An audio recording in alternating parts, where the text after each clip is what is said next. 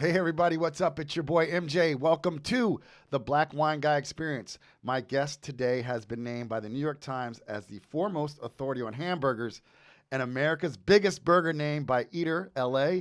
He's a well-traveled, Emmy Award-winning freelance filmmaker, author, and photographer. Say hello to George Motz. I got it right. Hello. It's even harder when I'm dealing with European names, bro. George shot, produced, edited, and directed his documentary, Hamburger America, which was nominated for a James Beard Award and recognized by the U.S. National Archives as an integral part of American food history. In 2016, George authored his first cookbook, The Great American Burger Book, and George hosted and co-executive produced Travel Channel's Burgerland, based on his book, Hamburger America, a state-by-state guide to great burger joints. And you can watch George on his show, Burger Scholar Sessions, on Complex Media's First We Feast, now in its 5th season. And George is actually tied to one of our producers here in the studio. There's a big shout out to Ronnie, who worked on Now Him, and Lonnie, and they all met at Travel Network, because that's how I roll on the show. But George, welcome. Thank you for being here. Thanks for having me on. Appreciate it. Hey, man. I know you're a burger guy, and we have some bourbon on the table. We'll get into that. But what wine did you bring, actually? Okay, so what I brought was I don't drink a lot of wine. I mean, actually, that's not true. I do drink a lot of wine. I don't know a lot about wine. That way. I wish I did, actually. We joke around and call this a chablis. Yeah, I say chablis. So I think the French say chablis. Yeah, right? That's what, yeah. We call it a chablis. Chablis. I say chablis just because everyone assumes that I'm a burger guy. I know nothing about wine. And I say chablis, and they say, no, it's chablis. I know it's chablis. Of course it's Chablis, but it sounds more fun to say Chablis. It does. So it's a great Chablis. Yeah, it smells great. It's amazing. Yeah, I like a bit good dry, bone dry. It's bone dry, but you know what's so interesting about Chablis is it's a little fruit in there. It's got fruit in there, and on the nose it even feels round, even though I know it's going to be lean and slaty and flinty, but like slaty. Ooh, wow, you're so good at this. Something That's a good description. Something about those French and what they do with Chardonnay. So. Yeah, this is definitely not a U.S. Chardonnay. Oh, that's tasty. It's good, right? That's very good. That's very good. It's very refreshing. See, I like the wines that taste more like beer. Yeah. When I'm a big beer guy. High acid, right? So this would go. Yeah. But I mean, we met through. I mean, I approached you through Instagram because and like you'll do all types of things. I'll see you with like oysters, roast. I mean, you're not just burgers. Like you're actually a chef. So this is great. Would be great with oysters, man. Oh yeah, this is great with oysters. Yeah, oysters are very steely. Yep. Right? Yep. Slaty, I like your slaty. Minerally. Minnowy? Minerally. And come there, oysters have that salinity. So they have, So Chablis goes well with that. Chablis. Chablis. Right. One of my favorite, though, to drink, one of my favorite wines to drink is actually a Gruner. Oh, yeah. And it's because Gruner's got a little bit of effervescence in it, so it actually does taste like a beer. Yep. It's totally got like, it's that high acid, man. And sometimes, depending on the Gruner, you're right, it has a little frizzante, as the Italians say, a little petulance in it sometimes. So. Exactly. Well, so cool, man. So I'm so glad we're getting to do this because I love burgers. I tagged you in one of my posts, and you approved my Oklahoma burger, which made me feel so good. Nice. Excellent. And you know what? My burger posts get more likes than my wine posts. It's the cheese. It's the cheese. It's the cheese. It just melts and just got the pickles hanging out. So, nice work. I don't give a whole lot of kudos to people who make the burger that I make all the time. Yeah. So I know. I was like, oh, it was a big deal. I was like, baby, look. He liked my post. He said, looking good. I'm glad I could make you and you did, your man. wife happy. You did. Yeah. So let's start at the beginning, man. According to my researchers, 2 of whom are in the room, you're from Kansas. Is that right? Kansas? Who said that? No. Excellent research. No, I'm from New York. I grew up on Long Island. It's Kansas. I like that. Wow, good job. Wow. So wait. So hold on. Wait. So listen. So I could just cross out. If so, explains the love of beef country. Good job, team. Like I've nothing disparaging about Kansas whatsoever. It's a great place, but it's weird. People do think it's odd that I'm not from Kansas, or people think, oh, you must Nebraska, be from Texas. You look like Texas. a Texas kind of guy.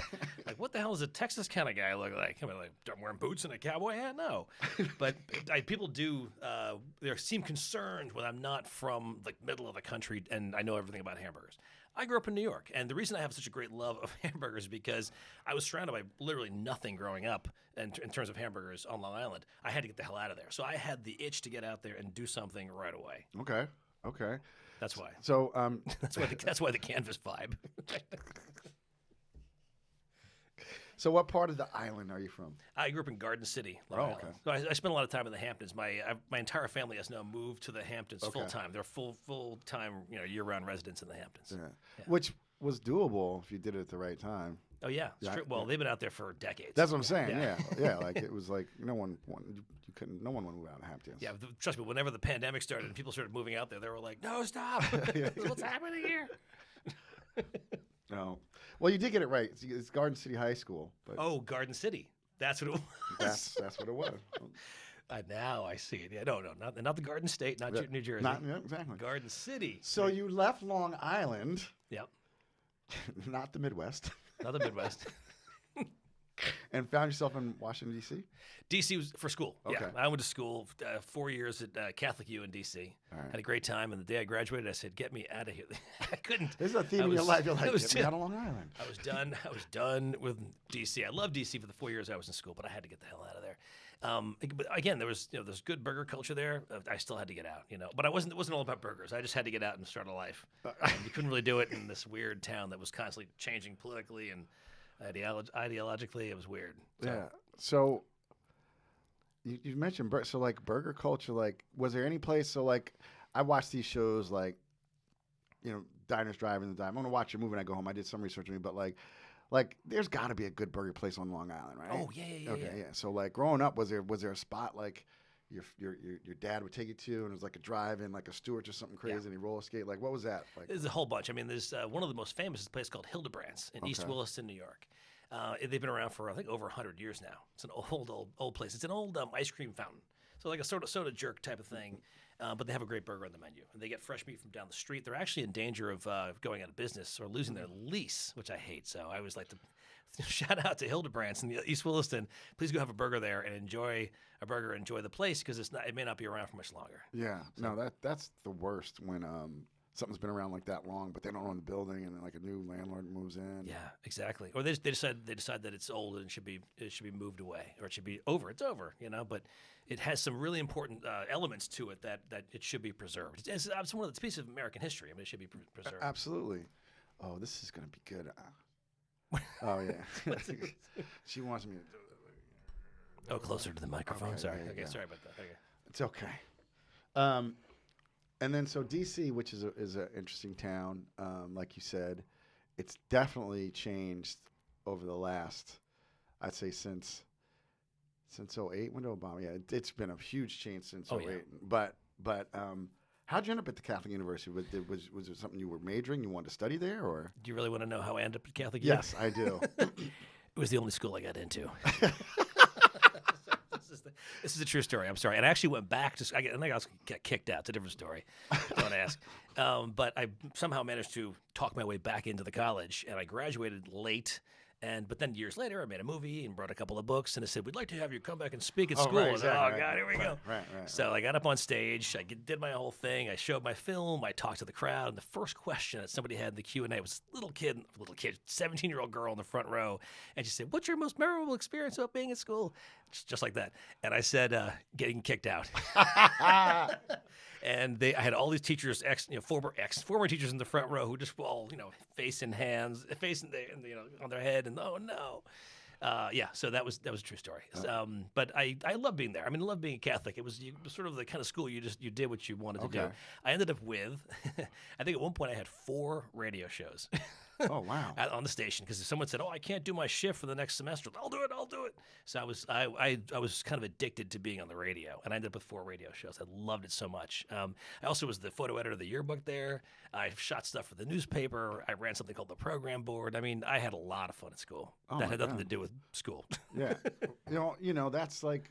I think there's a difference between education and learning, and you're like learning stuff that has come into play in your life. I'm looking at where you are now, but like that's crazy. 4 radio stations, like so you're a media guy. You just love. Yeah. I like entertaining. I like being the guy who I always said to myself, I'm never going to be a lawyer or a doctor, but maybe I could be the guy that entertains the people who come home from being lawyering and doctoring, because they'd appreciate that, and that's exactly what's happened. And that's something I thought about years ago, and it's actually somehow miraculously has come true. Yeah, well, that's so cool. So when did the photography and filmmaking really start coming to play? Did this start when you were in college down in D.C.? No, before I went to college. My mother was a professional photographer. Oh, okay. She still is. I shouldn't say was. She's sorry, Mom. Shout out to Mom, photographer. I remember I took one of her like Instamatic cameras and shot it. I went on like some field trip and shot up the thing, and it was all like shots of like people's feet and the sky and mountains. And she said, "Where are the people?" And she was absolutely right. I had not taken any images of any people. So she taught me how to basically focus on, think about shooting people. That was it, not shooting, filming, taking photos of people. Right. Let's get that very straight. Sorry. I just go off that like, sorry about that. It's okay, because I think it's funny. But a lot of people don't, but like, but she gave me my first camera. She gave me my first real SLR, and I shot with that. I brought that to college. I learned the great lesson by losing it. Losing the camera and having to replace it myself. So I have a great appreciation for photography from my mother. Okay. Thanks, Mom. Yeah. So cool. So you said, I had to get out of this town that had shifting political and just kind of crazy. Where'd you land next after you got out of D.C.? Next, I went to Manhattan. Oh, okay, came back. I moved right here. I lived in Manhattan for the next, 18 years. Damn. Yeah. And then from there to Brooklyn. Okay. For another 18 years. No, what is it? Wow. I've been in the city now for 30 something years now. I guess 32 years. Okay. Yeah. I live in New York City. So what was like that first job when you landed back in Manhattan? My first job. Well, I never gone back this far. The details. The first job actually I had in the city, I was working for a production company called R. Greenberg Associates. They're famous for making the Superman titles for the film Superman. Oh, wow. And so I worked for them. They at that point had become a really big deal, and I was a studio manager there. And I got another job as a studio manager working for a food photographer, a guy named Greg Ramsey, at a place called Fahrenheit Films. And I worked there for 5 years, and he just kicked my ass up and down, and I learned a lot there, for sure. That was a big deal. I mean, I learned a lot about how to shoot food. Mm-hmm. My appreciation for like food photography came from that guy, for sure. Yeah. Getting my butt kicked. A lot.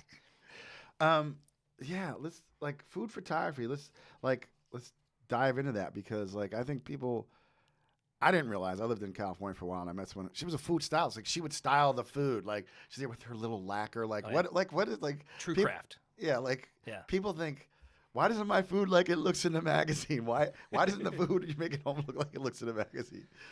Yeah, I mean food styling is a very, very important craft. It really is. So you say I've worked with a lot of food stylists over the years. I am a food stylist myself. Also, I do my own food styling now because of working with Greg Ramsey at Fahrenheit. I learned a lot about just not just the tricks, but also just the ethos, like how you're supposed to make food look. And the trick is to make food look appetizing. Make it look like you want to just dive into that thing. It's not just what it looks like; it's the angle you shoot it at. It's everything. Everything. You got to win them over right away. If you look at my Instagram account, pretty much all the food shots are either three quarters up looking down or straight overhead. Yeah. You never see stuff in the low angle, which people like to do, because when you're looking at food, you're actually looking at it three quarters down. Yeah. It's like this, right? Because you want to look like you could eat your phone or eat your computer screen. That's the idea. And what's so funny? Like once you hear it articulated, it makes complete sense. But like in the moment, like it's just this is the thing, kids, advertising, marketing. It's working on deep subliminal levels you don't even know about. I'll tell you a short story. Is that I was doing a consultation thing for one of the big three hamburger jobs. I won't tell you which one. And they said, we can't quite figure out why, the images are not working right now. Well, what are we doing wrong? And I said, I was in an advertising agency in New York, and I said, look, it doesn't look edible. I can't eat that. It does not look like something it's too styled. Make it look great. And I said, you want to see what a really great edible photo looks like? Check this out. And I put up on the screen as a big shot of it was a box of 5 In-N-Out double animal style. Looking down into the box, it looked like someone had just dropped the box. It was just a mess of onions and cheese and grease. I said, that's what the kids want. That looks edible. And they were all taking notes like crazy. And the next, when they changed their entire advertising campaign, it's all been since then, this was years ago, sloppy shots. I know who it is now. Dripping. Yeah. I know who it is. I'm not going to say, but I know exactly who it is now. Yeah, exactly. I made change at that agency. Look at that, man. I mean, that's amazing. He changed the game for this chain. There's a rhyme in there somewhere. I'm gonna hold off on we'll get to it but obviously you said In and Out. We're gonna dive into like some of your favorite burgers later, but I'm gonna push that for now. That's because that's gonna be juicy. Get it? See what I did there? I like that. So like, you worked with this guy for 5 years. You kicked your ass. Where'd you end up next? I went on my own. Okay, and wow. started working on my own. I ended up joining the union. I became a local 600 director of photography, which is it's the local camera union. Well, it's a nationwide camera union. Very happily employed working on commercials for about 20 years. And then I ended up I was behind the camera for many years. Ended up in front of the camera, and that was the real eye opener, because my very first job, I was on Travel Channel. We're we're working on something called Made in America. Remember Made in America? Remember that? So Made in America, it was basically me going around the country and interviewing people as they're making something in a factory. And we went through the beginning, like starts out with this raw material, and it goes these things, and it's sewed this way or stamped this way. And I would always test the final product. It was so much fun. We had the greatest time. And these products that were made in America, it was only American factories. And it was in one of them, the very first one, and I was standing in front of the camera. I said, "Listen, everybody, I've done every job you've got back there. The sound guy, the producer, the camera, I've done everything. Food styling, wardrobe, I've done it all. What I haven't done is what I'm doing right now, so go easy on me." It was true, and that made me feel really good, so I was okay. But I'd never done it before, so I ended up shifting from behind the camera to in front of the camera, and did more and more of that. Did the show Burgerland, which ran for one season. I did other shows. Now I've been in 2 other shows since then. Oh, yeah. So I'm still filming and doing my own stuff, but I basically pardon the pun, I shoot myself. Which has been different. I've been producing my own stuff, and the nice thing about Burger Scholar Sessions, which I assume we're going to get to, is that show was born during the pandemic, and it was actually just me and my girlfriend in the apartment because nobody else could be around. They sent us camera gear, lights, and audio, and said, "Can you do this on your own?" I said, "Sure. My background allows me to do that." Wow! And I was the only host on the channel on the network that could do that. Yeah. Yeah. Wow. Or that, I should say, that wanted to do that. Right, there are a couple of the hosts would be like, "No, go away with that idea." That's hilarious. And I was like, "Bring it on. Let's do this." Yeah. So you did some pretty good work behind the camera, too. You worked on like a Jude Law film? I did, actually. So I did work on a couple of Hollywood, big Hollywood films. I was always chosen as because of my food background, and because working with Greg Ramsey, I ended up doing a lot of food. I was like the food guy on set. So I did something for It's Complicated, I think it was the movie, and I was like the food photography consultant for all of Meryl Streep's cakes. She made cakes and stuff. Oh, shit. So I shot all those. Yeah, I love that movie just because I lived in Santa Barbara. Oh wow, So it's like I know like a lot of this where they were shooting and the references. Oh, that's really cool. Well, it's funny because those were, to me, they were small films. They were just small parts that I was like the 5th or 6th camera crew on these huge Hollywood things. But because it's Hollywood, everybody has to you get credit for everything, Right. But I worked in commercials and promos forever and never got credit for that stuff because every day I'd get up and go to some job. It was I'd shoot sports or I'd shoot fashion or whatever. But those never get they don't get there's no credits for those. You know what? That is so true. Yeah, these little things I do for the film, which are fine. I had the greatest time, but it was like I'd walk in and I would work for a couple of hours and then to get credit, and everyone knows about that then. That's funny. Again, this is like things I think, and that's why I love having just different guests on, because there's so much I don't know, right? People make more money off of commercials than you do off of videos, but I know video producers. I knew who Hype Williams was in the 80s. You know what I mean? Yeah. You know what I mean? Yeah. Other people shot videos and now they're directors because it was a thing. But think of all the trillions of dollars that come out of commercials and no one know who the fuck's that. Except a few people at the agency, but no one in the world knows oh my God, I love that commercial, right? It's true, yeah. So it's like that kind of unsung stuff, Yeah, I was one of my greatest claims to fame in the film business was that I shot LCD Sound System's first music video. Oh shit! Fact. That's dope. I gotta get the lead singer drinks wine, and I think I have a connection. I'd love to interview him. Oh yeah, you definitely should. He's a good guy. Yeah. I don't know. I just know him from the video. But that's so cool. See, exactly. See, that's what's up. So you do all this work. How did you end up on burgers? That's a great question. So The burger thing was really an accident. It was a fluke, complete fluke. It was not supposed to be my calling or my future or my career. Now it's become my career. But what happened was I was shooting TV commercials, traveling around the country, and I would get to an area and people say, George, you know all about hamburgers. Where are we going to get a hamburger? Okay, well, I can figure it out. I would always figure out where to get the best hamburgers. And I had rules, what a good hamburger should be. It shouldn't be something that's new. It should be something maybe that's, over 20 years old, 30 years old. It's been around for a long time. Where are these places in America? And I started realizing that there were stories there. So we'd shoot for a couple of days in the commercial, the job. And I'd say, you know what? I'm going to take a later flight. I'm going to go check out this place. And I'd bring the camera and do an interview. Oh, sure. And I created a film called Hamburger America, which was, I actually profiled 8 of these places. And that became the basis for everything. Mm-hmm. And it's weird because I never was a hamburger expert. I was just a guy who was a filmmaker.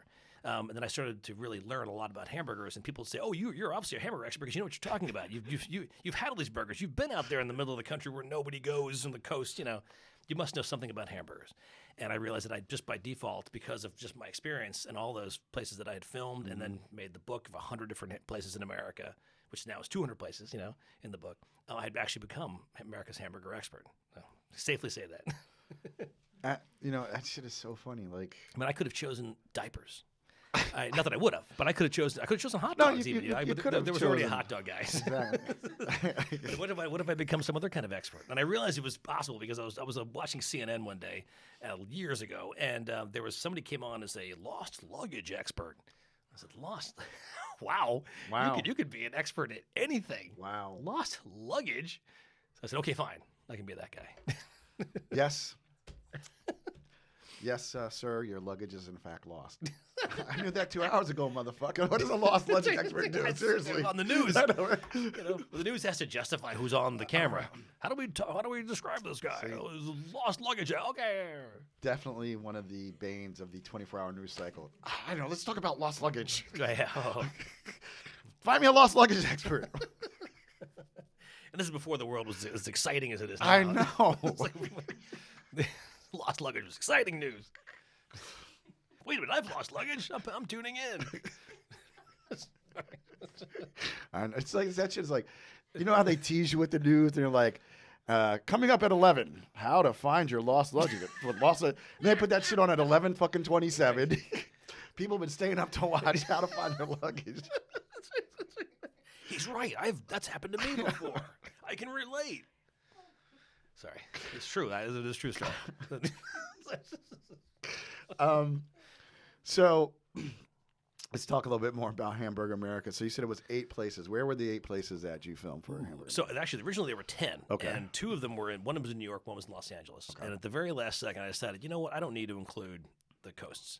I really want people to appreciate the Hamburger America, Hamburger, America, that I had discovered, which was to get out there and just travel. Unfortunately, they're called flyover states. We literally fly over them all the time, back and forth from L.A. To New York, and we don't take the time to think about what's down there. Unless you're from there or you have a reason to go there. But it is a wonderful, wonderful place. It really is. It's the great pastiche that is the Midwest is sort of, it really is the birthplace of the American hamburger. It's some of the best primary source hamburgers are out there. So that's why people have to appreciate, that middle part of the country. But the other, so it was the 2 in L.A., one in L.A., one in New York. It was going to be the Corner Bistro. It was going to be the Apple Pan. Okay. To me, those were 2 of my favorites in the coast. But then I ended up including the Billy Goat Tavern in Chicago, Sally's Grill in Milwaukee, which is the home of the Butterburger. Love a Butterburger. A place called the Wheel Inn Drive-In in Sedalia, Missouri, which is the home of the Goober Burger, but they're gone now. They got torn down, fortunately. The Bobcat Bite in Santa Fe, which is the home of the Green Chili Cheeseburger. I'm going to forget. I know I'm going to forget a bunch now. Oh, Louis Lunch in New Haven, of course, which is home of the birthplace of the burger, which is we found it was that's not true. That's the claim, yes. And I went to college in New Haven, so yeah. Okay, yes, it was debunked. Yeah, I know. I've heard that. I'm part of the debunking. Yes, just so you know. I'm on the debunking crew. I'm like the president of the debunking crew. I love those guys so much, but unfortunately, the claim has been debunked, and we have it in print. That's why. Yeah, I feel bad, but it should be debunked. I mean, Also, we don't need any more fake news, especially fake burger news. Right. Well, they didn't know. Honestly, they didn't know. Yeah. I mean, back then it was the internet and everything just made the world kind of small. Back then they could make that claim because nobody else could. Yeah. Now we actually know because of microfilm and scanning and look at this newspaper that came out 10 years before you. Oops, sorry. No, man. Anyway, it's just a true story. I think it was it. I think I've lost count. Is that 8? Yeah, it's close. Close enough. Yeah. 7 or 8. But there were the ideas there. Oh, there was one at Dyer's in Memphis, home of the deep fried burger. Oh shit, deep fried burger. That's why I had to have that one in there because it was deep fried. And there were stories that were equally about hamburgers as they were about people who made them, and every single one of them had no clue why I was putting them on camera. Isn't that like? I could see that because this was probably, when did you film this? This is 2000 to 2001 to 2004. Yeah, this is like before like Diners, Drive-ins, and Dives. Yeah, Like, and you look at even those early shows, like people like why, like people wrote in, but like they're so now people want to be on it, but people were just doing their thing. Well, there were no food celebrities back then. Exactly. Yeah. Except for who? I think of some of them. Julia Child was there was Julia Child, and I think Emerald was around in 2001. That's right. Emerald was around. Yeah, Emerald was definitely. Emerald. Yeah, he was definitely a celebrity, food celebrity. But there weren't many. But that was it. Yeah, on TV. On TV, yeah. Even like the Galloping Gourmet. What was his name? Oh yeah, Robert. No, not Robert. What was Robert Galley. What was his name? Oh man, I used to watch that show. Great guy. I met him. I worked with him once. He was a very, very cool guy. That was like such like a single dude show. Like, hey, cook for the ladies. Have some really wine. was. I look back like I'm like, yeah. It's like, hey, ladies like men who can cook. I told my mom I was working with him one day, and she said, "Oh my God, I love him." I said, "Mom, what? You do?" I was like, "Oh, yes, absolutely." So I think she got it. I was like, "I don't get it."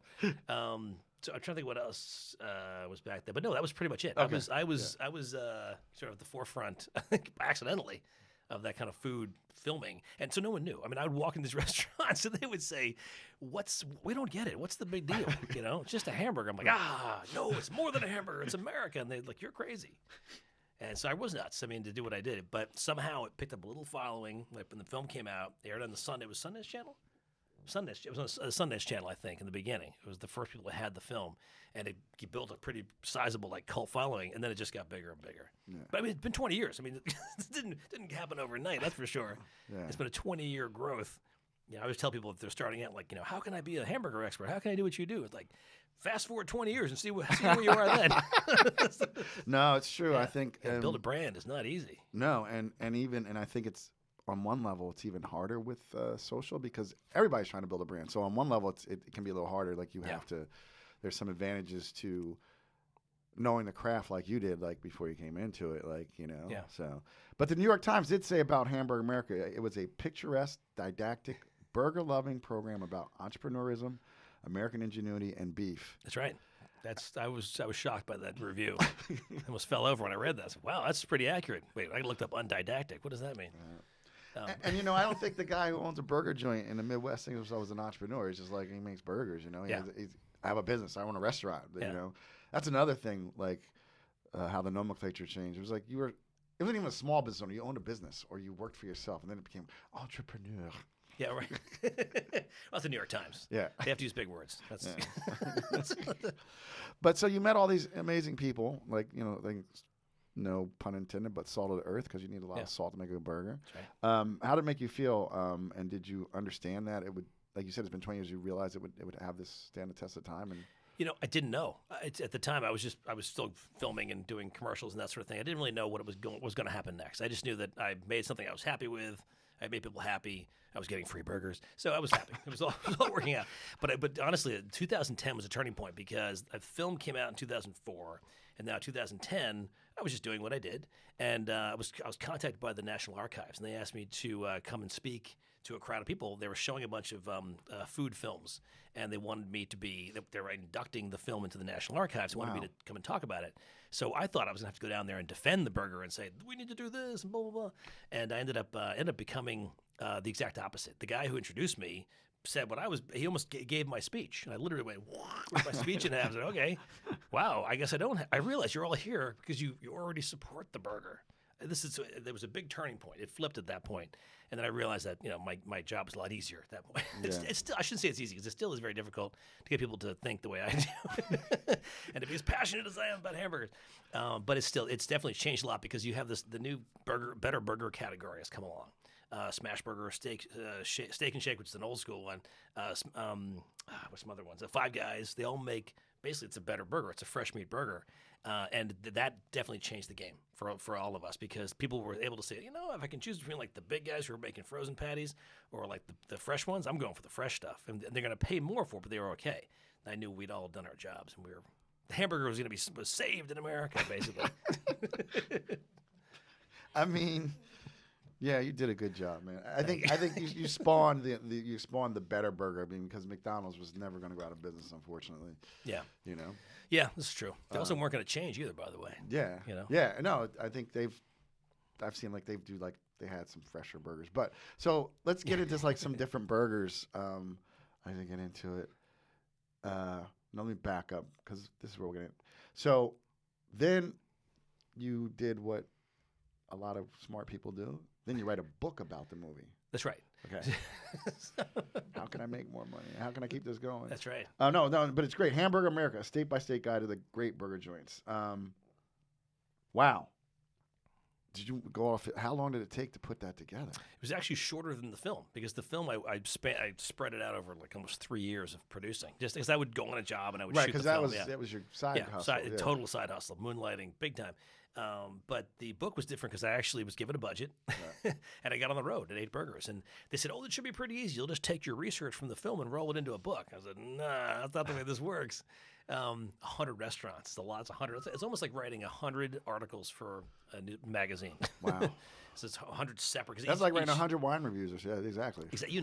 It's like writing 100 reviews. But they weren't reviews. It's just I wanted to make sure everyone understood that was that when I made the book, I didn't want to write reviews. I didn't want to say this is bad, this is good. All I wanted to do was say it was almost like it was a guidebook. It actually guided you, and it still does, on how to get through the restaurant. Like it'll say, like, walk in, look on your left, there's a tray, pick up the tray, walk along the counter, and make sure you get this first. Order this first. Don't use your cell phone. Don't ask for ketchup. So it's more of a guidebook on how to navigate each burger place to get the right burger, which burger to order, that sort of thing. Yeah. And I think, because I lived in Philadelphia, people don't understand like a lot of these old school places. There's etiquette, like you just said, protocols. There's protocols, right? Oh, yeah. And if you don't follow them, they're going to take you into rendition, and you'll never have a burger there again. But like literally, like it's like you don't say a cheesesteak. You say I want a steak, fried onions, and whiz. You don't say, you know what I mean? Like, whiz. Yeah.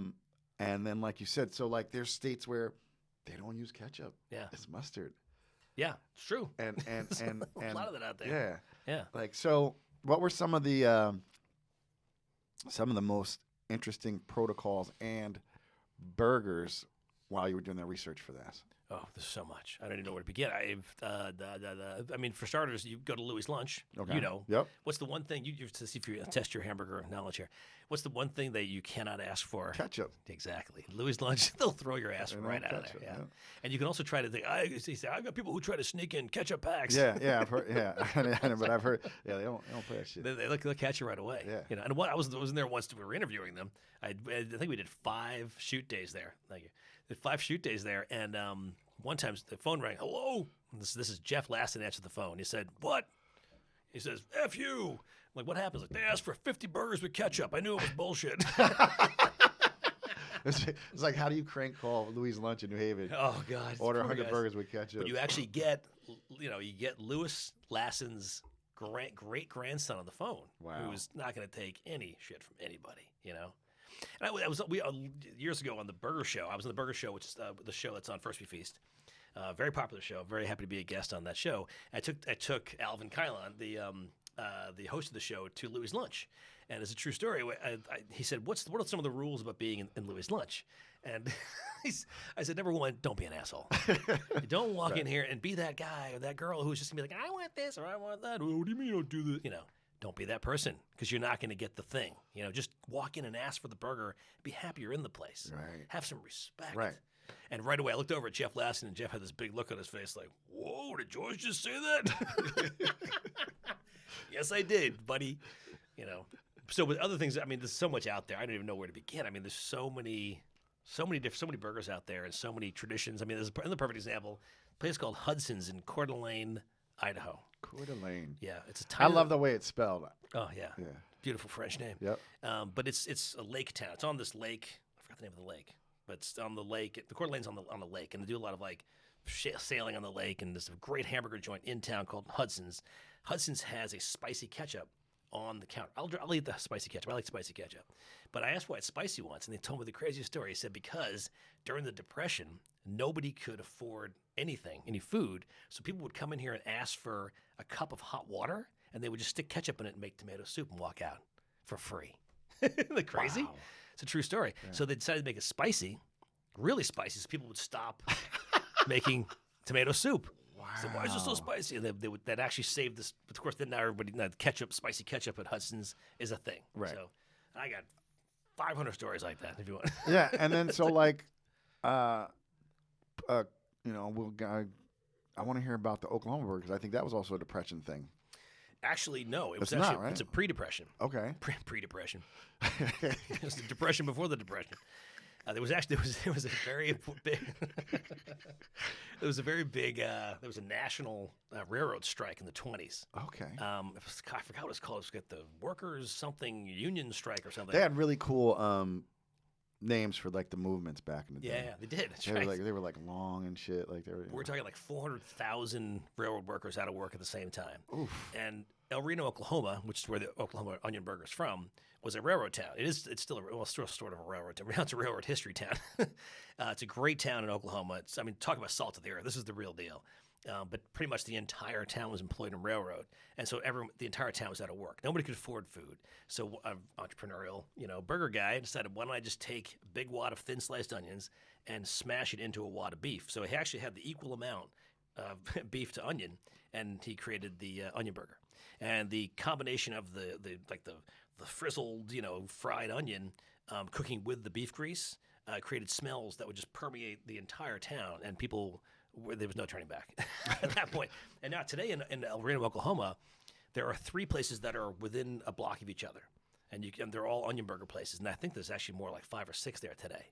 So, and the original place unfortunately is gone, but still the tradition lives on in El Reno. Yeah. And then another favorite of mine is a butter burger. So did you go to a place where it started, or what's? Yes. Yes. Okay. Tell. Explain what a lot of people don't know what a butter burger is. A butter burger is exactly what you think it is. It's a burger with butter on it. Yeah. Now, if people think, I can just butter the bun. No, it's not how a butter burger works. A butter burger is it is a burger with creamy, soft Wisconsin butter on the patty like a condiment.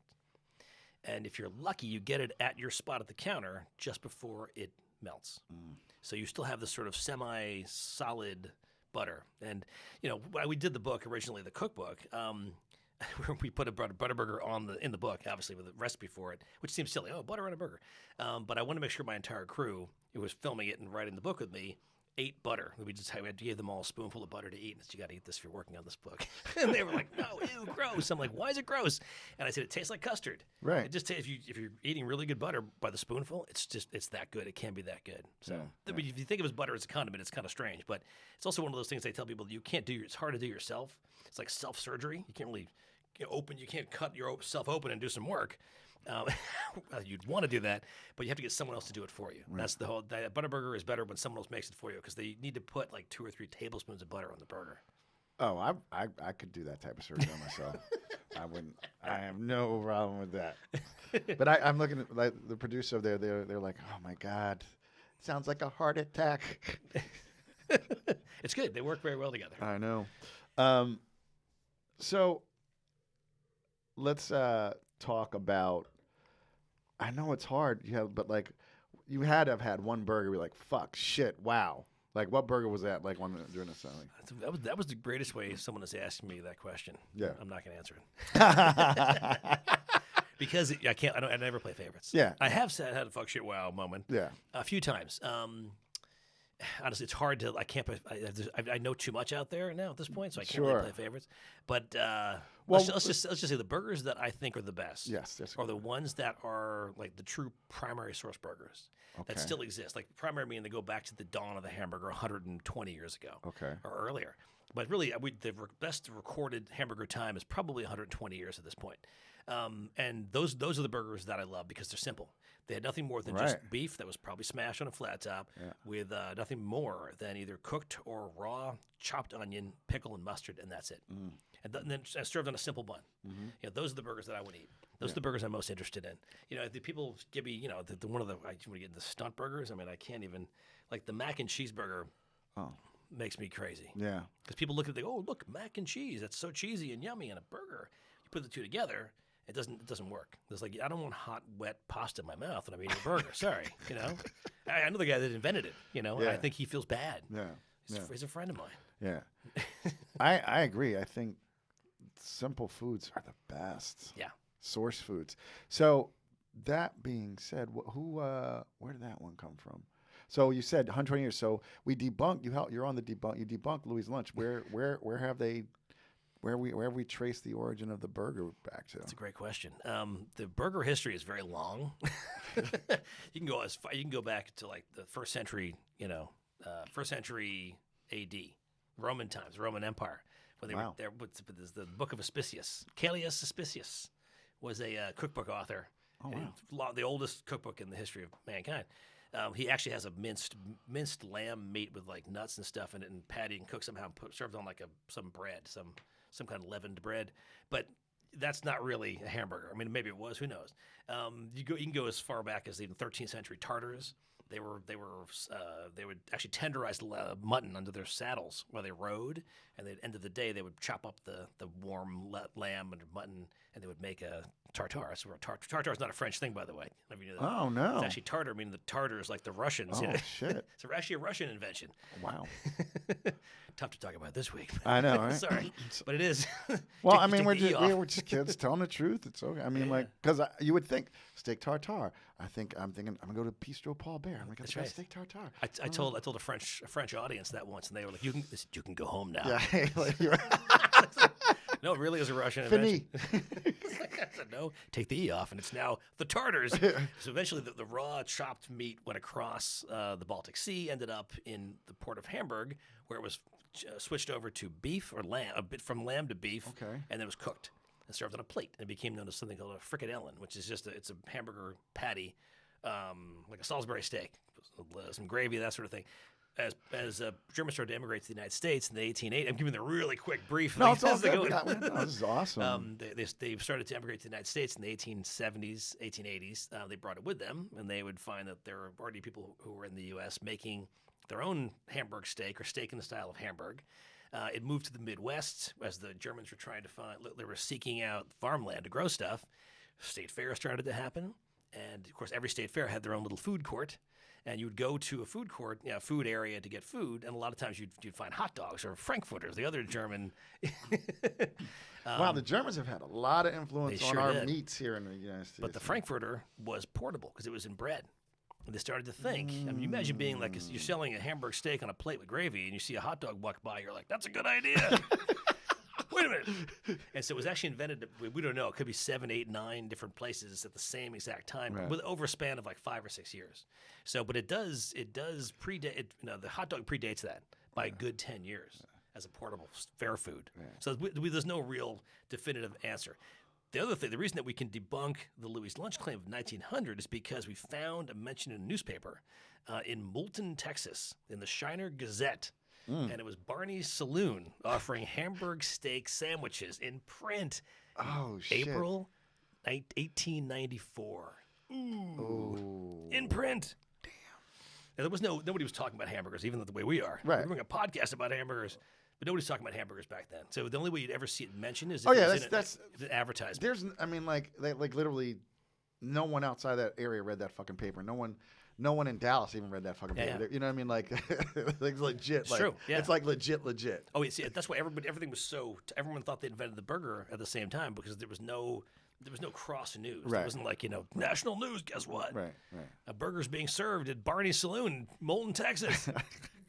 Wasn't news. It just wasn't news. It was just food.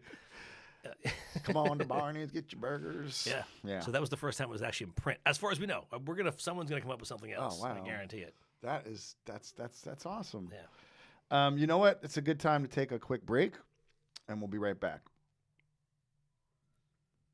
Okay, we're back. So, let's talk about burger chains, like we were talking about like the better burger, right? So, what's like some of your better burger, like, you know, Shake Shack, In-N-Out, Culver's, which does the Butterburn. Culver's, yeah. Like, so what are some of your favorite, like, you're on the road, and maybe you're off the interstate, you're not going to make it to, like, the legit, like, local spot. What are some of your favorite, like, burgers out there that would be fast food, like some of these newer, better burgers? I mean, it's pretty easy to say that Five Guys would be one of my favorites because they're everywhere. And I don't play favorites. No. But if I were like looking for a burger and I was starving and I saw that there was a Five Guys near me, I'm going to Five Guys because you're going to find that in every corner of the country. It's fresh ground beef. Also, you can do it. You can make the burger however you want. They have it every possible way. I mean, I personally like my barbecue sauce, raw onions, and that's it. And raw onions and barbecue sauce, pickles. Sorry, that's the way to go as a double cheeseburger. But they don't call them double. They actually call it a cheeseburger. It's just a cheeseburger, and it's a little cheeseburger if you want a single patty. Right? Yeah. I'd explain it to my wife. I was like, no, if you don't say cheeseburger because you get one patty. Yeah. I said, don't say double cheeseburger. Just say cheeseburger, little cheeseburger. Yeah.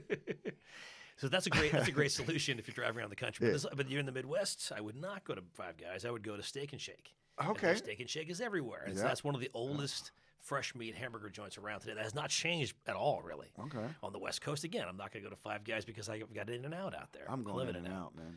First thing I do when I get off the fucking plane to LAX is go to In-N-Out right by LAX. Oh yeah.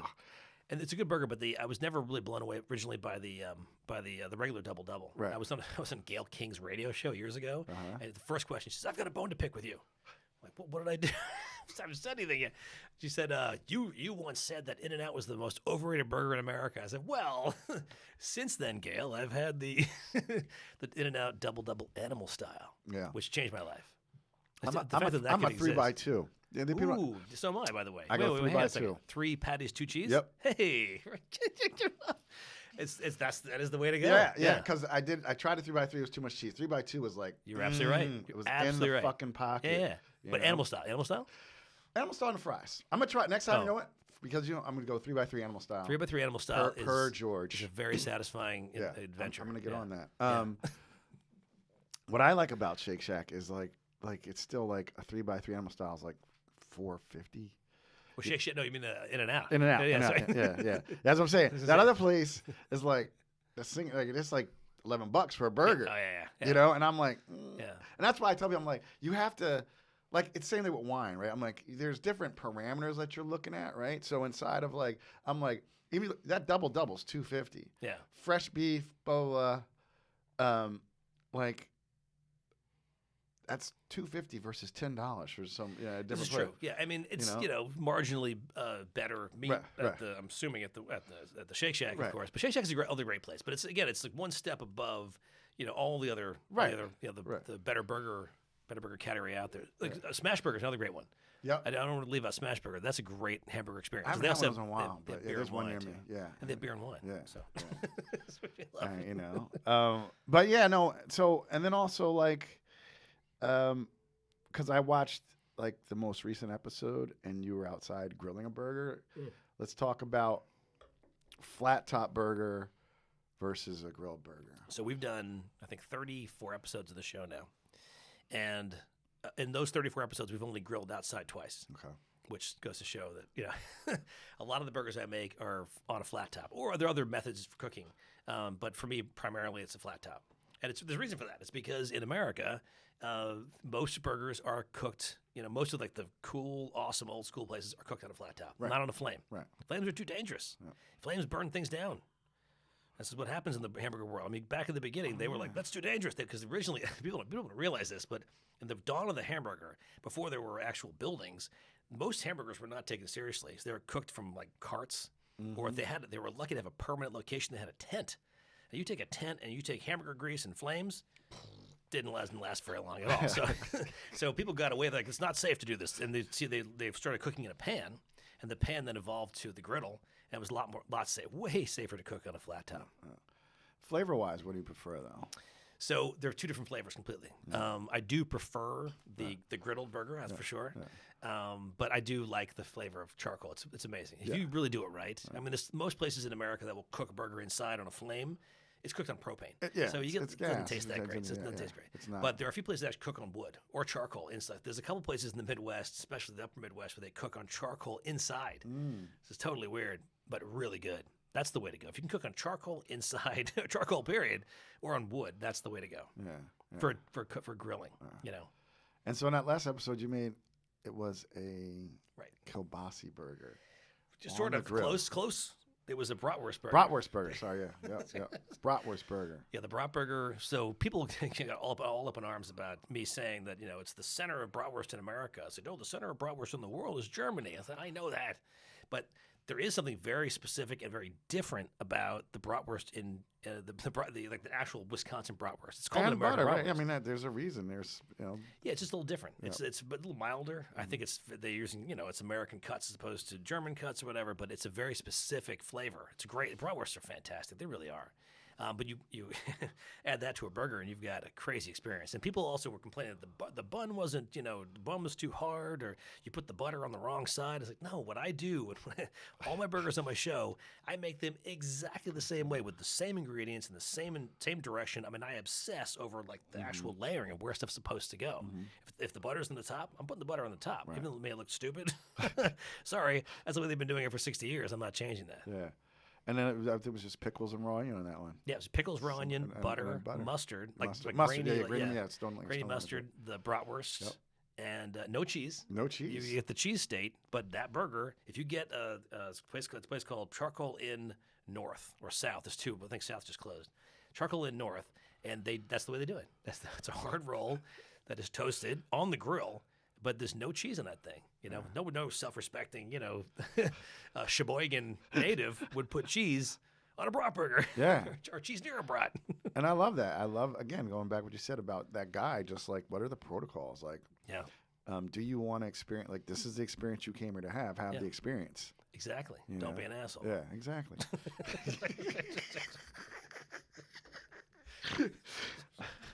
Don't be a dick, dick.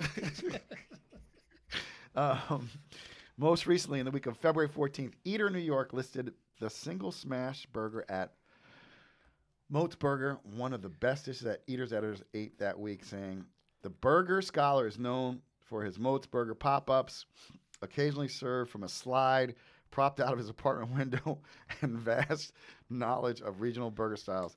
Tell me about the Motz Burger and your pop-ups, but before that, and the origin of the slide. Awesome. So the pop-up started because I made a cookbook called The Great American Burger Book. Okay. And the burger book, I did one on a book tour. I was being asked my opinion about burgers on the news, and I would go to I did a live show, the live news morning thing in Seattle it's called King 5. It's the big 200 people in the audience, and they said, George, can you make a burger from the book? I said, sure, why not? What would you choose? I said, how about the Oklahoma onion burger? I said, okay. So they got me the ingredients, and I realized right away that it was the best choice because it was the best bang for the buck. It was the sum is greater than its parts, right? Because there's only 5 things in that burger. It's a bun, cheese, beef, onions, and salt, and that's it.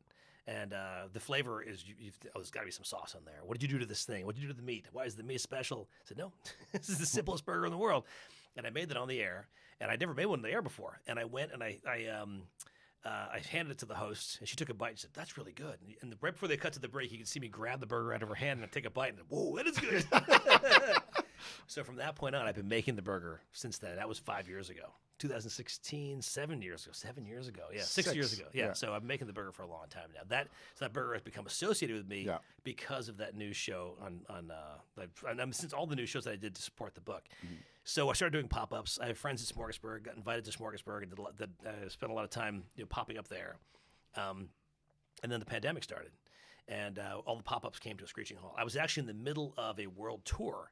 I was on a pop-up world tour with that burger, and we'd already completed 20 dates all through. I was in Japan and Argentina, I was in Paris, and we were 4 dates left in the tour, and the pandemic started, and then they'd already. I think I had 4 dates in the tour, but another 14 dates on top of that. So a full 18 dates were just canceled right away when the pandemic started.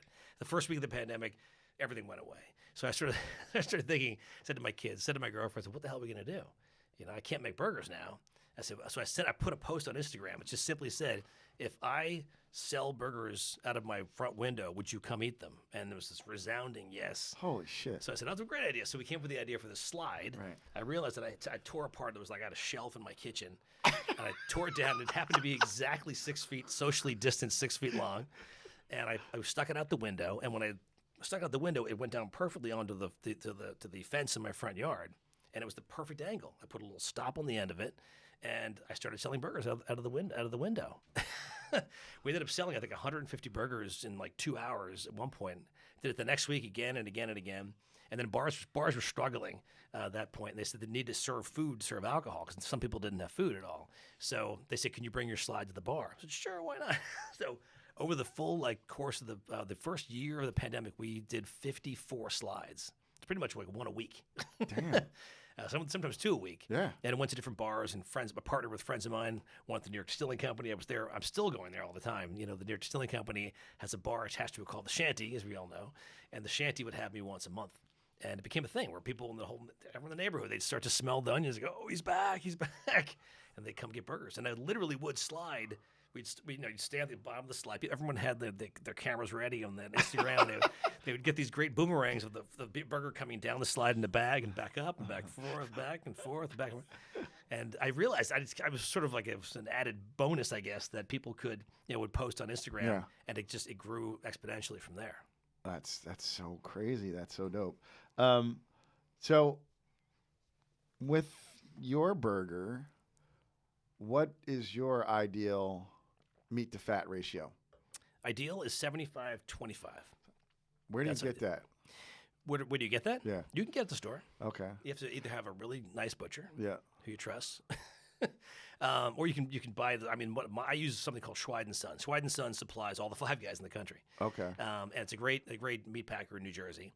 But they now sell retail. They have a retail pack. Okay. And they do. If you look in the bottom left of the packaging, it says what the ratio is. Yeah. No, I found a place. There was a shop right near me that had a 73-27. That's good. But they haven't had it. But now Shine, I live in Jersey. I'll find them because I agree. Like I think someone deconstructed In-N-Out one time. In-N-Out was like 67-33. It's a lot of fat. Yeah, like this. I think Kenji Alt. Somebody. Kenji probably did. Yeah, I think it was Kenji. did analyze it. But people don't realize I went through my kick when I was like a personal trainer. I was all healthy, and I was like super lean meat and buffalo, and then like now even 80-20, I'm like, not enough fat in this shit. So 75-25. Shides, okay. Yeah, rendered fat is the key to absolutely burger flavor. Just ask McDonald's for their fries. Remember that scandal? Yeah. The beef tallow. That's right. Yeah, they did. And then over in India, they were like, "What?" All those vegetarians were eating. We've been eating this fries forever. Beef tallow forever. Oh, no. We thought it was vegetarian. Exactly. They're vegetables. Why do they taste so good? That's right. It's like, they figured it out. Can't stop eating them. So that's awesome. I love the ingenuity that came out of the pandemic.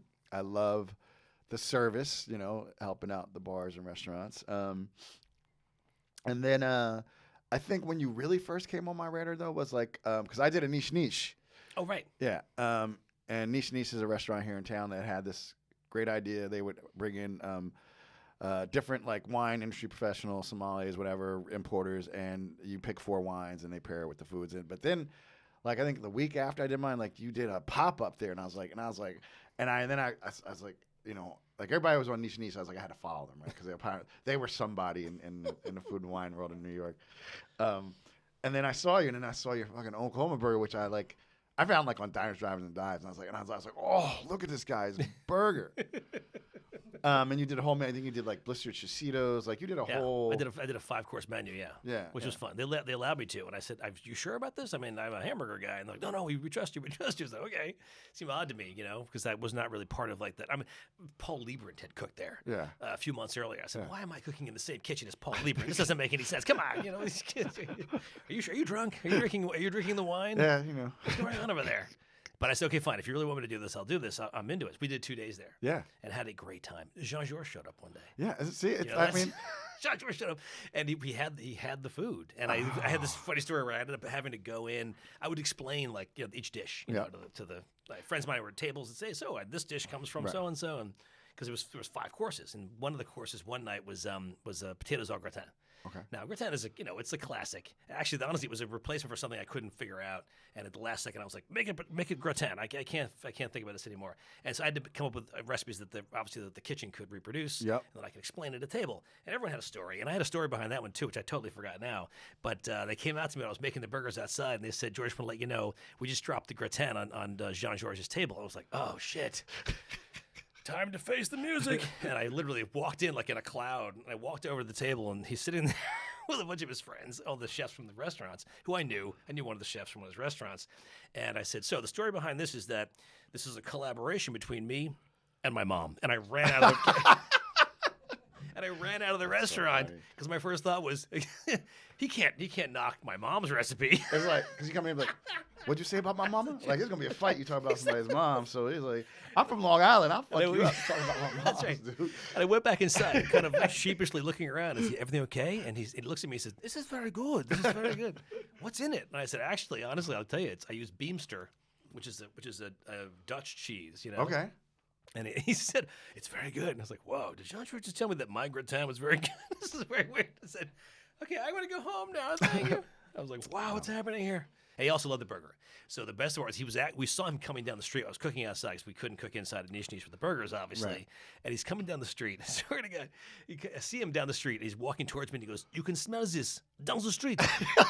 Oh, the onions are so strong and so good. So I knew I'd kind of had hooked him at onions. So. Yeah, that's just the thing about that burger. People like you said that onion and that beef fat hits, and it's like, it's true. It's a bit of magic. You know, it's some science in there. So let's talk about your shows. You're on Burger Scholar Sessions on Complex Network. You're on season 5 now. We're in the middle of season 5. We just we're about to do season 5. Episode 3 drops on Monday. Yeah, wow. So we're right in the middle of airing. We filmed last month and part of December. Yeah, it's been a wild ride because we do this on our own in my apartment, and my girlfriend is the entire crew. Oh, wow. Which is wild. She's wardrobe, hairstylist, food stylist, producer. I mean, she does everything. She's also, if you watch the show, I always hand off the burger at the end, and then I have to ask for it back because she's trying to eat it. She's always the hand that comes out and reaches and grabs the food. And sometimes I forget to hand it to her, and the camera shuts off, and she says, "What were you thinking?" I say, "Oh, sorry." But the way we're able to pull it off is because we have the director and a bunch of the producers on a Zoom call next to the A camera. So they're on a Zoom call, and they're basically directing me from California, wherever they are. Wow. In the house, and we're able to do everything on our own. It's just wild. It's so much fun. I mean, it's not the way a show should be shot technically, right. But honestly, it's a lot of fun, and it's a really great. I like doing it that way because my house is set up to do just about anything I need to do. I've got a full complement of like plates and dishes and forks and knives and condiments and I mean everything you could dream of. If they say, can you do this? Like, can you? Yeah, I got that. I've got that thing. I've got that dish. I've got that special tool. I've got that ingredient. I can do anything in that house. So it's kind of nice. It's made it a lot easier. So nice. Also, I understand you're involved with the Food Film Festival in New York. I created the Food Film Festival. Oh. Yeah, that was my baby 16 years ago now. Okay. Yeah. Oof. Where did the idea for that come from? And tell us a little about the genesis and then the evolution of it. Yeah. The Food Film Fest is a multi-sensory experience. That's the way we like to put it. You don't just watch a movie about food. You actually get to experience the food while you are watching the film. So if you're thinking to yourself, you're watching a donut film, and you're like, oh, man, I got to have that donut. The minute you have that thought, because we're in your brain, we actually send the food down the aisle, send that donut, that exact same donut you see on the screen, down the aisle so you can have it at the same time. It's a multi-sensory experience. That's the idea behind it. Of course, with the pandemic, we've had to stop because really passing food down an aisle with a bunch of people in the movie theater was not really conducive to mask wearing or anything else, or 6-foot social distance. You can't pass something, to somebody else.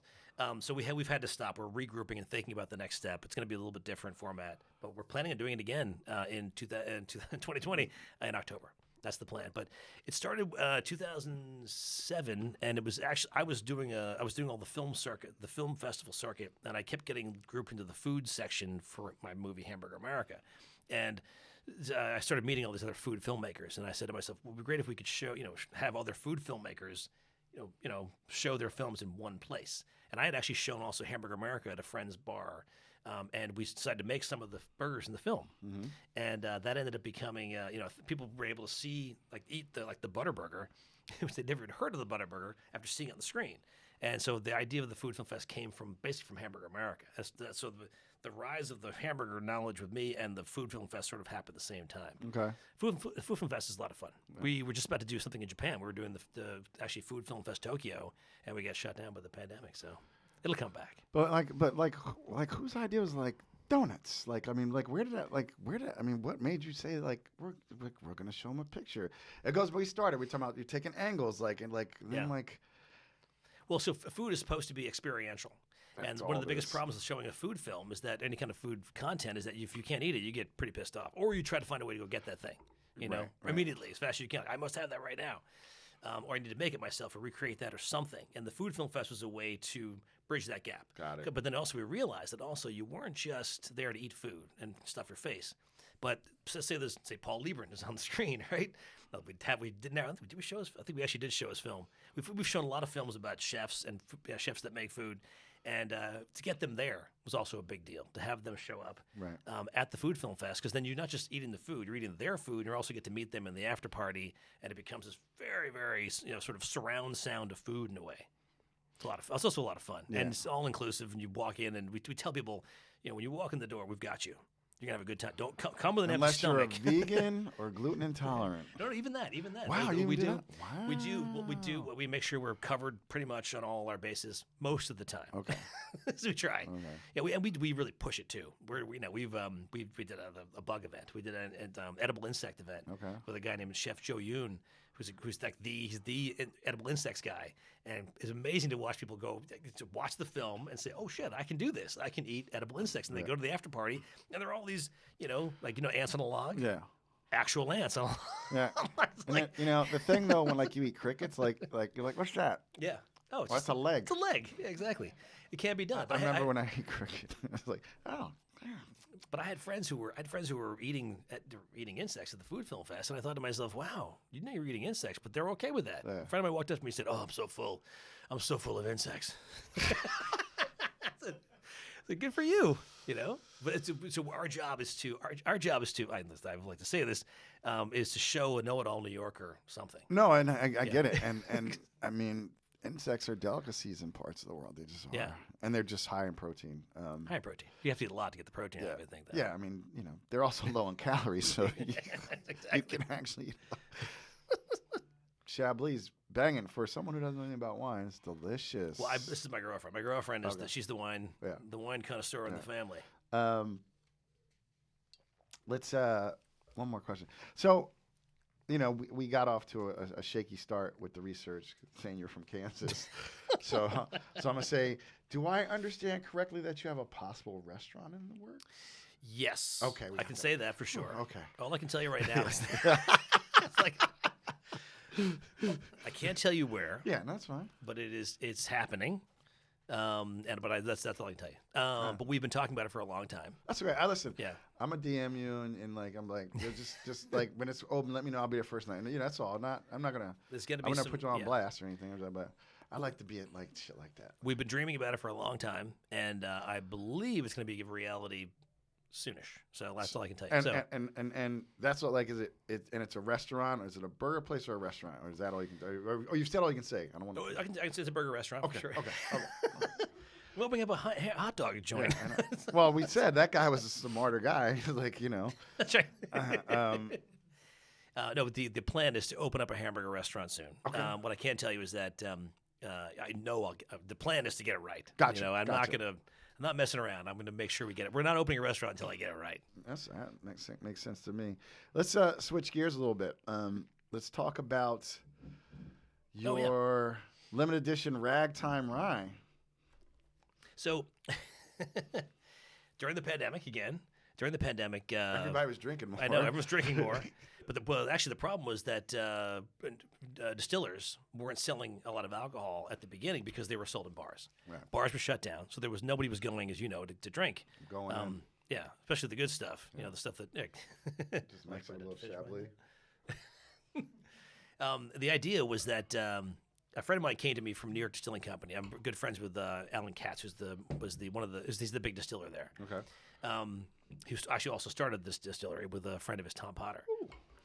It's a good whiskey. No, it's good. No, it's got like toffee notes and. Oh yeah. So caramel. They came to me and they said, we'd like to put your face on a bottle. I said, sure. Okay, hold my beer. I said, well, what do you mean? They said, well, we're going to send you 6 samples of single barrels, and we're going to call it your single barrel selection. I said, okay. So they sent me 6 samples. I've had a great time tasting them. Friends of mine went to friends of mine, and we socially distance tasting. And tasted.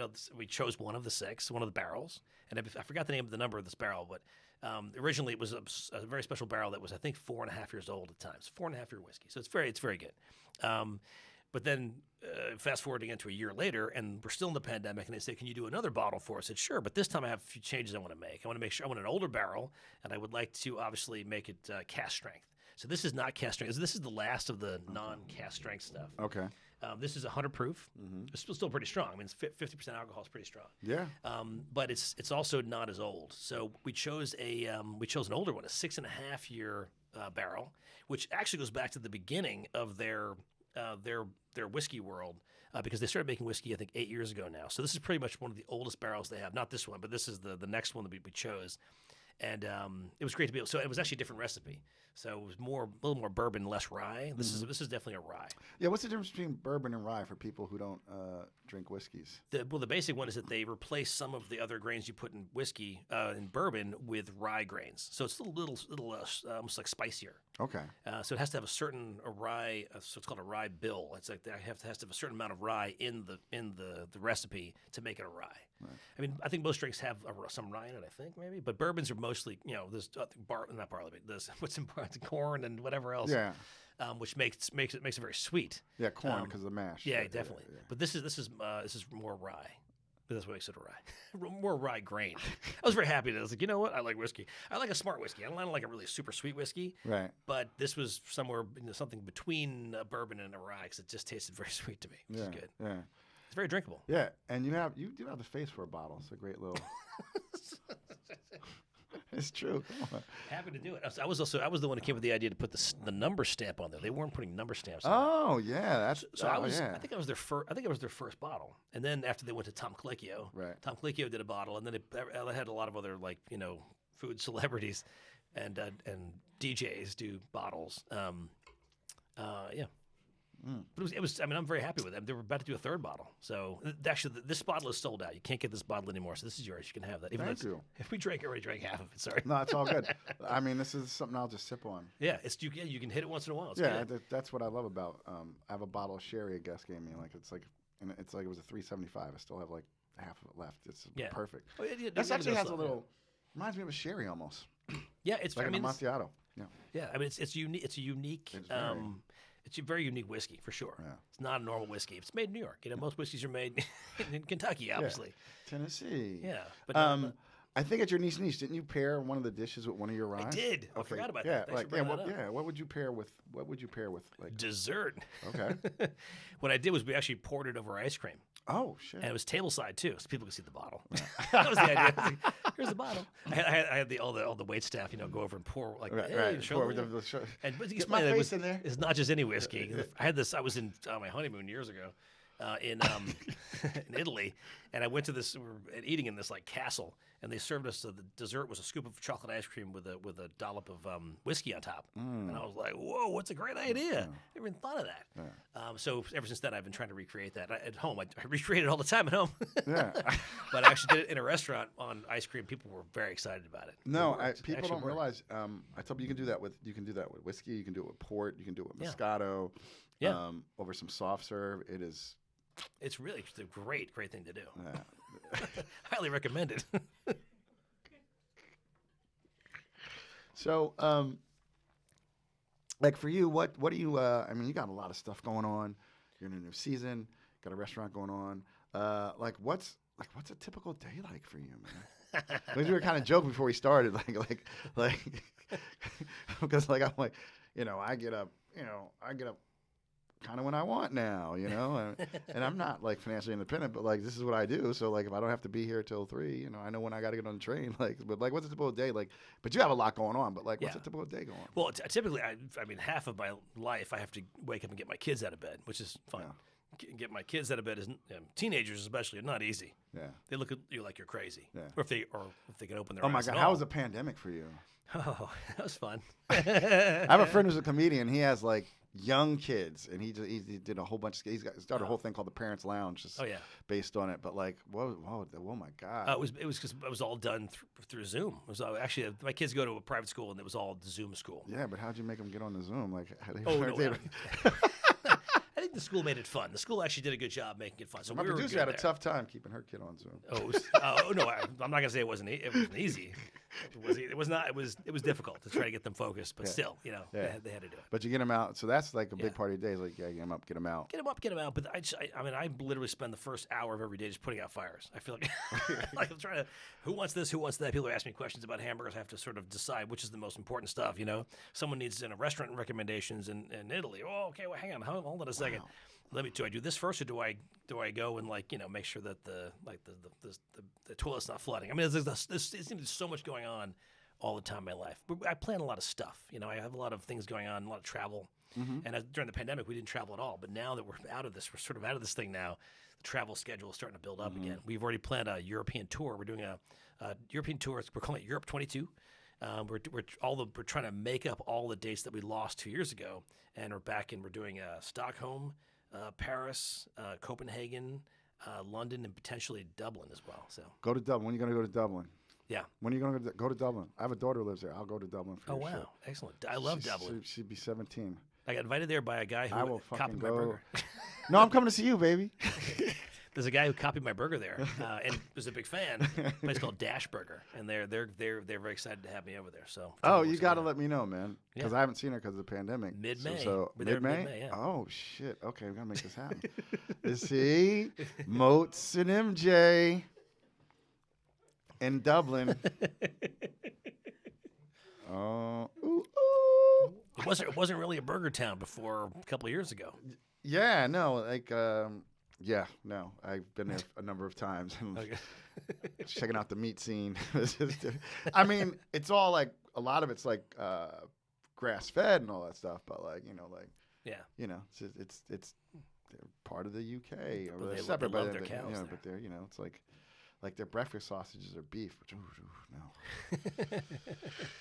no. Breakfast is good over there. Yeah, that's some of the best breakfast I've ever had in my life has been in Ireland. Was it rashers? That's what they call their bacon. Yeah. Rashers. They got black pudding, blood pudding. They got what's it called? White pudding, black pudding, beans and toast. Oh, it's all good. It's all so good. Yeah. Full Irish. Yeah, full on. So wow. So you're gonna start traveling, and that's really cool. Any new books in the works? I mean, I just started working on a revised edition of the Great American Burger Book. Okay, that's happening right now. Again, we're trying to open a restaurant. Yeah. That's taking up some time. Trying to plan that one is a good one, and then also the tour coming up, and just everything. I'm doing a TED Talk. I'm doing a TED Talk. Okay. That's the name of the TED Talk. The name of the talk is "Let's Save the American Hamburger." So the hamburger's in jeopardy? Oh yeah. Yeah, okay, yeah, so let's talk about it. I'll tell you my first line of the talk is, I was talking to a friend of mine the other day, and I told him the name of my talk, and he laughed and said, I didn't know the hamburger was in trouble. Mm-hmm. I didn't know it needs saving. It does, definitely. Because we can't lose sight of the primary source hamburger. We have to make sure it exists. I know, because we have all this beyond this and beyond that. And that's also, a bit of an issue. Yeah. Now, have you done anything? Have you tried to cook one of those in one of your style? Have you played around? Okay. Yeah, I have. They're not quite there. It's just, it's a science project. I'm someone who, I lived in California for 10 years, so I've had every kind of diet. I was like a fruitarian. Wow. I wanted to be a breatharian. I was like, I'm just going to live off of my breath. Because you believe that shit when you live in California. You get all crazy. I want to do yoga. I'm just going to breathe. That's why I'm not going and drink there. water. And I remember, there was, a period, in the 2000s, like 8 out of 10 years, I didn't eat meat. And I remember the first time I had bacon, I was like, what the fuck? How did I not eat bacon for 8 years? What the fuck is wrong? And then also like, and I could hook up some veggie burgers, man. But there's nothing like a cheeseburger. Nothing like a cheeseburger. On a flat top with American cheese. Let's like and you alluded to this, like the simplicity of burgers, like all these pretzel bun shits and like is there a do you have a burger you make of your own like that is like I've seen your New Mexico chili, but I could see that being good, but like and like my smash burger, can I share with you? I've seen it. Is grilled jalapenos. I'll do some grilled jalapenos That's sometime. good, yeah. Jalapenos are good. Yeah. And then pickles. Yeah. And no, but I don't. When it's so true about that smash burger, I might do a little special sauce on it, but you don't need ketchup or anything. Like literally, just the juice. Yeah. And the acidity from the pickles and like. Yeah. You know, and like when you do the Oklahoma burger, there's still some raw onion there, so it's still got that bite. Yeah, cuts through everything. Yeah, it's true. You know, and that's just I'm a wine guy, but I'm in awe of the burgers. It's like you heard it first. I'm like George, I can't make it a dub. No, I'm going to dub. I'll figure that out. I wish I could have brought you a burger. Listen, I tagged the post, and the studio was like, "Damn, we wish we had a kitchen here." Oh, I would have cooked in a second. I know, dude. Yeah, and that's how like you're not a chef. How the hell did you like do all those covers at Niche? Like, I mean, you're banging out burgers. You're like, I grew up cooking. Yeah, okay. my mom. So my parents split up. My mom had a night job and she couldn't cook dinner. So I cooked all the meals for all the kids pretty much every day during the week. I was the oldest one of 4, so I made all the meals for the family. I learned at a very early age not just how to make food, but how to supply like a short menu. To people who were like, where's our dinner? What's going on? Like it was almost like a short order cook, you know, 5 days a week, 4 or 5 days a week sometimes. So I learned early on how to cook, for people. And I've always had a fascination with the way my mom works in the kitchen. My mom is an absolute inspiration because I watch her cook, and she'll look into the refrigerator, and she'll pull some things out, and then sort of wave her hands, and there's like an amazing meal. Like, how did you? Wait, what the fuck? What did you just? Where'd that come from? How did you do that? She's like, oh, just there's a little this, a little that. And I realized she has the basics of like what most chefs have. It doesn't even realize what she's doing in that way because she has like a little bit of chicken stock in the fridge. She always has lemons. You've got a little citrus, you got a little fat, you got a little stock, and she's actually making amazing food, from nothing basically. Yeah. And it's so much fun to watch her work. Yeah. And I've learned a lot from that. Learned a lot from her. When you talked about like your mom, you said like in her hands. I thought of the old hamburger helper ad where they would just snap the fingers and like. Right. So basically what she was doing without the hamburger helper. Without the hamburger helper. Yeah, so I've always been fascinated by food. So, and my mom and I for fun go through old cookbooks. Oh, nice. So I mean, we do a lot of like not just cooking, but we like cooking theory. We talk about ingredients and how things go together all the time. And actually, it was very difficult during the pandemic. We could not cook together at all. It was a real bummer. Yep. But we've now gotten back to that, which is great. Yeah. So like. I cut you off because I like to do that from time to time, just because it's a conversation. Wow, this is strong. I was like, what was I gonna say? Yeah, that's why I'm not having you. Time I was like, 100 proof. I was like, oh no. So the book. So you're revamping the book. What does revamping a book like that entail? They came to me and the publisher asked me to add 20 recipes to the. Okay. Right now there's 36 recipes in the book. So we're adding 20 recipes to the book. So it's fun. I mean, some of the recipes are coming from the show that we've explored on the the and I had a hard time. I think I finally did it. Trying to sell them on international burgers. I said, "Well, no, it's the Great American Burger book. You can't have international." I said, "Well," and I explained to them that the burger has gone out into the world and been translated slightly differently in amazing ways. The buff sandwich of Denmark is a perfect example. It's basically an American hamburger that has gravy dumped on top of the whole thing, bun and all. Oh, right. Bun and all. Hamburger with a lot from Australia has a grilled pineapple inside of it. And some ham, and it's a lot of weird stuff going on there. Not ham, but the rashers are there. You've got the Islak burger from Turkey, which is basically it's sort of like a steamed burger with tomato sauce on it. And it's so good. It's really good. Very garlicky, over garlicked tomato sauce on a burger, and it's very soft and amazing. But that'll be in the book as well because we're trying to expand a little bit and go out into the international realm without upsetting people. Right. Like the publisher who they want everything to be American. It's fine. Okay, these are American interpretations. You know? Yeah, I mean, isn't that what our gift to the world is? We've gone out and touched other lands. I don't know what affected other places. You know, Yeah. I mean, French fries are not from here. That's right. That's right. The French. Exactly. So, like, if you had to, no favorites, but like, going back to where we started, like, you know, when was there like what was the burger where you were kind of like in a town you had just finished shooting, you're like, damn, this is a really good burger. Like, you don't have to name the burger if you don't want to, but like, what town, I just, we kind of delved in, but like, there had to be a place where everybody's like, George knows. You said it. How do people decide that George knows burgers? I mean, let's put it this way. There's something I like to call the Midwest Burger Belt, Okay. which goes from Texas north all the way up to Wisconsin. And in that burger belt, there are hundreds and hundreds of what I like to call the primary stores, hamburger spots in America. That happens to be also where the hamburger was invented, technically, at all these state fairs. But they're still out there. Yeah. There's a bunch of different styles out there that pretty much only exist there, like the Butterburger, obviously. Something called the Lacy Edge Burger, which runs all the way through Illinois. If you go from St. Louis straight to almost up to Chicago, you have this belt of these Lacy Edge burgers, which are the smash burger, that can only be done on a flat top, but they smash it so thin, it's almost like this, with like a burger. Oh, there's like a total lace on the end. It's like little. It's really crispy and brown. Yeah. I mean, like super. I've seen it. Yeah. But it comes from Central Illinois. People don't realize that. That style comes from Central Illinois. You'll see it other places, but it pretty much exists everywhere on that corridor between St. Louis and Chicago. A place called Shoop's is a chain there that has the Lacy Edge Burger, and a bunch of other ones, like the Carl's Drive-In in St. Louis also has a Lacy Edge Burger as well, where they literally just smash it so thin and taper the edges so that it gets almost like that beef lace, beef candy, we like to call it. Oh man. But then you go down to Texas, obviously, and Texas is full of great burgers. Oklahoma is in that belt as well with the onion burger. You can go back to Oklahoma, and it's kind of hard to miss the classic places that have been around for 60, 70, sometimes 100 years out there for sure. Yeah.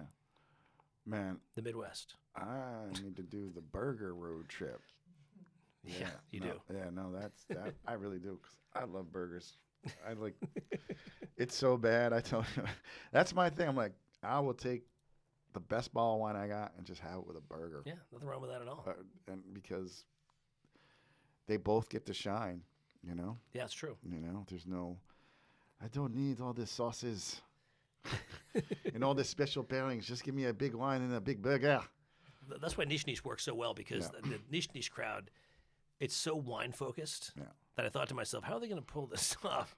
How are they going to? It's a burger, but it was Kenneth Crum, who's the big sommelier there, who's so amazing. He's such a great guy.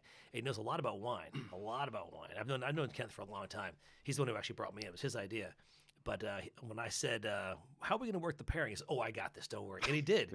And everybody who walked in the restaurant on those nights I was there, they all said, they commented, like, wow, who did your wine pairing? I said, wasn't you. I said, that would be Kenneth Crum. So he nailed it. Yeah. And I knew he nailed it because all my friends who were a bunch of wine snobs, some of them, they were blown away. Yeah, so Niche is a great place for wine culture for sure. It's an interesting place because there were people there like who didn't know who I was, like because the kind of thing people come, like your friends come because they know you, like you said. Yeah.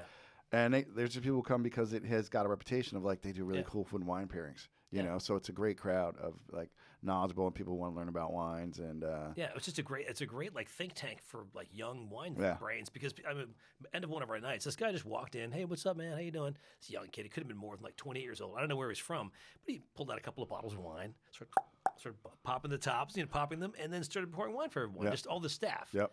And I was like, who's this guy? He's like, he's from so-and-so vineyard. He's a great guy. And just very like weird, like cool, just I think sort of demystifying and making the wine knowledge younger, which I think is smart. Yeah. So, man, George, we got to do this again. We got to do it again.